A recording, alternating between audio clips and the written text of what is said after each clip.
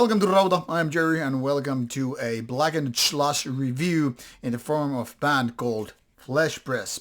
Before we take a look at this particular package, let's take a look at the band's history in Metal Archive site.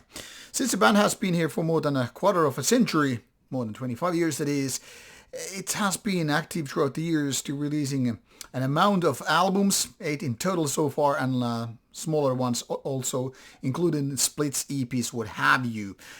Started in 2002 in terms of albums. The band has been active throughout the years, except the past few years. I mean, Hulluuden Muuri came out in 2017, and it was 7 years later until this latest album came out. Now, coming from a city of Lahti, it's no surprise that there is a familiar name playing drums. Mikko Aspa, mostly known for Clandestine, Blaze and other projects. And then there are a couple of guitarists, effects, vocals, dudes, and also a few past members. Not too many given the age of the whole band. I mean, there are plenty of bands half this age would have had like double of the amounts of ex-members and all. But let's take a look at this album.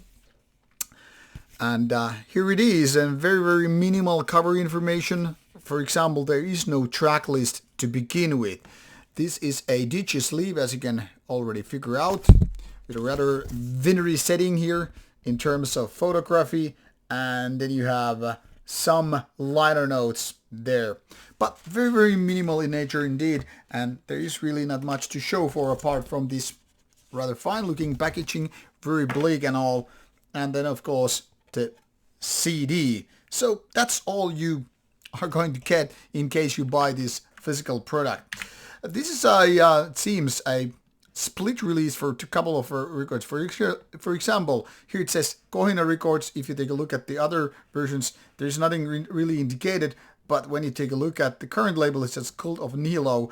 I don't know, to be honest, which one is totally correct, because I got the name of these two labels.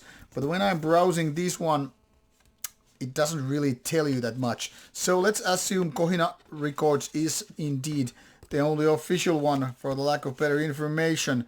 But it is what it is. Let's take a look here. As you can see, there are no track lists, really, just 6 tracks in total with no names and all. So once again, complimenting to the very minimal nature of the album, and that's exactly what the cover image is also about. Now, this is listed as a Blackened sludge doom band, which I think is very correct. Sludge, of course, its own territory is very dirty, very slimy, very sludge-like as the genre name goes.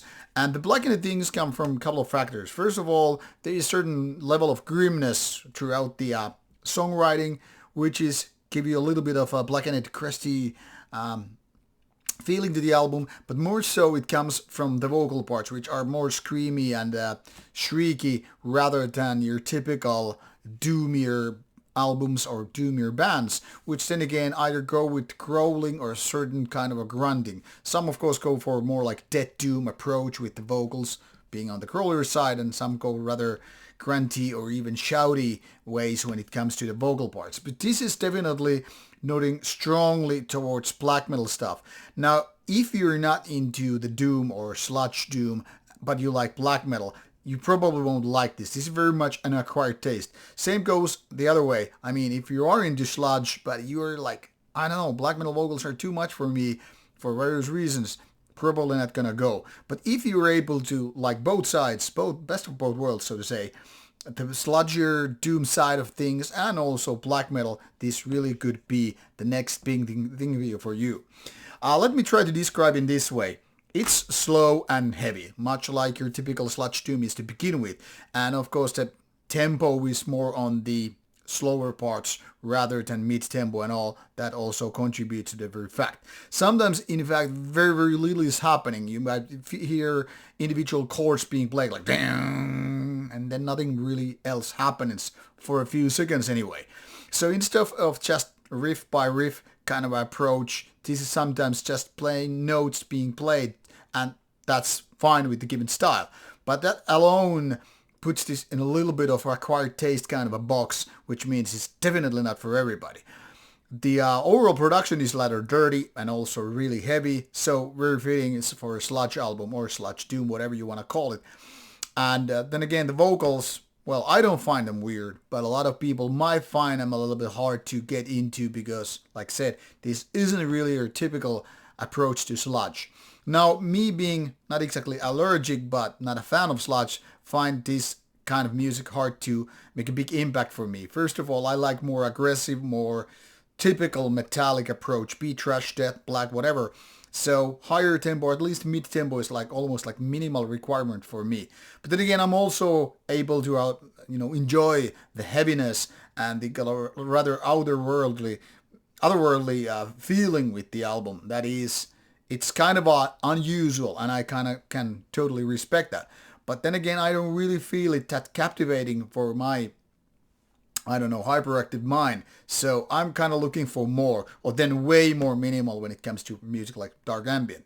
But like I said, if you are into the world of sludge and you don't mind the Blackened approach, well, give it a go. I don't think this stoner description here fits this particular album because it's not that rock and rollish. It's not that rather stoner-like to approach. So Blackened sludge is approximately quite close you can come down to describe this kind of a hybrid album. Now, if you like it, of course, there are description in the description box, so you can just figure it out for yourself by listening to the album in case you like it, for example, through the Bandcamp link. Now, off you go, give it a chance, and let's hope you like it. Bye-bye.